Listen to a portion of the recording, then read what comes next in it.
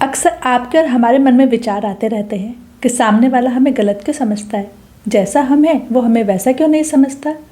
हम तो किसी के साथ गलत नहीं करते, फिर वो क्यों हमें गलत कहते हैं। हम तो किसी का बुरा नहीं चाहते, फिर वो क्यों हमें बुरा कहते हैं। हम तो सबका भला सोचते हैं, फिर क्यों वो पीठ पीछे हमारी बुराइयाँ करते हैं। इन्हीं बातों को सोच सोच कर अपना दिमाग खराब किए रहते हैं। तो आइए सुनाती हूँ आपको एक किसान चंदर की कहानी। चंदर जो एक बहुत ही भोला भाला और सज्जन व्यक्ति था। किसानी का काम करता था, सबके भले की सोचता था, जरूरत पड़ने पर सबकी मदद भी करता था। लेकिन पीठ पीछे लोग उसकी बुराइयां कर ही देते थे, जिसे सुनकर वो परेशान हो जाया करता था। एक बार वो इन सब बातों से बहुत परेशान हो जाता है और गांव के जमींदार, जो उसके शुभ चिंतक भी थे और उसके अच्छे दोस्त भी थे, उनके पास जाता है। जमींदार साहब देखकर उसको खुश हो जाते हैं और कहते हैं, क्या हुआ चंदर, बहुत दिनों के बाद आना हुआ, आओ बैठे। चंदर उदास है। जमींदार साहब पूछते हैं, उदासी के कारण तो बताओ, क्या हुआ। वो अपनी समस्या बताता है कि मैं तो किसी के साथ बुरा नहीं करता, फिर भी लोग मेरी बुराइयां करते रहते हैं, और सब बातें अपनी बताता है। जमींदार साहब थोड़ा मुस्कुराते हैं और कहते हैं, ठीक है, तुम्हारी समस्या का समाधान भी करेंगे, पहले मेरा एक काम कर दो, मैं अभी आता हूँ। वो अपने घर जाते हैं अंदर और एक अपनी तिजोरी से एक लॉकेट निकाल कर लाते हैं और चंदर को देते हैं। कहते हैं, चंदर पहले मेरा काम कर दो, फिर मैं तुम्हारी समस्या का समाधान भी करूँगा। ये लॉकेट है, इसे लेकर तुम्हें यहाँ इसकी कीमत लगवा कर लाना है।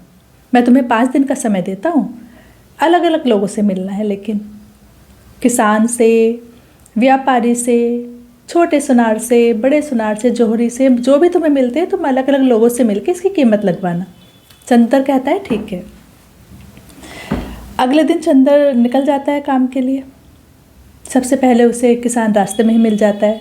वो उसके पास जाता है, हालचाल पूछता है, कहता है कि ज़रा मेरे पास जो लॉकेट है ये देखो और ज़रा इसकी कीमत तो बताओ क्या होगी।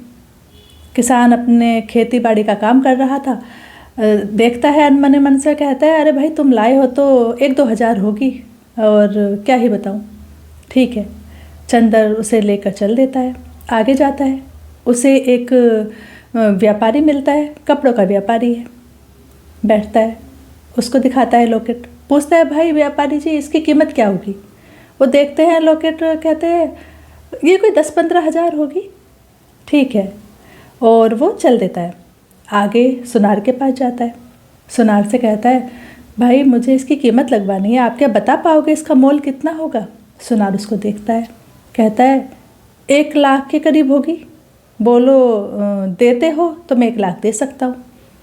तो चंदर बोला, नहीं भाई, बेचना नहीं है, सिर्फ कीमत लगवानी है। तो सुनार कहता है, अगर कहीं बेचने का मन हो तो आ जाना, मैं 1 लाख रुपये दे दूँगा। चंदर ठीक है कहता है, वो आगे बढ़ता है। फिर जाता है शहर के बड़े जोहरी के पास, जो हीरो का बड़ा व्यापारी था। उसको लॉकेट दिखलाता है। वो बहुत गौर से उसको देखता है, जांचता है, परखता है। फिर कहता है, भाई चंदर इसकी कीमत तो मैं क्या ही बताऊं, मैं इसकी कीमत नहीं दे सकता। जितनी मेरी सारी संपत्ति है उसको देकर भी मैं इसकी कीमत नहीं दे पाऊंगा, तो मेरे लिए तो ये अनमोल ही है, मैं इसकी कीमत नहीं बता सकता। अब चंदर जमींदार साहब के पास वापस आ जाता है, सारी बातें बताता है। जमींदार साहब हंसते हैं और कहते हैं, चंदर अभी भी नहीं समझे, तुम्हारी सारी बातों के जवाब तो इसी में छुपे हैं। देखो लॉकेट तो वही था, लेकिन सामने वाले ने अपनी काबिलियत के हिसाब से उसका मूल्यांकन किया।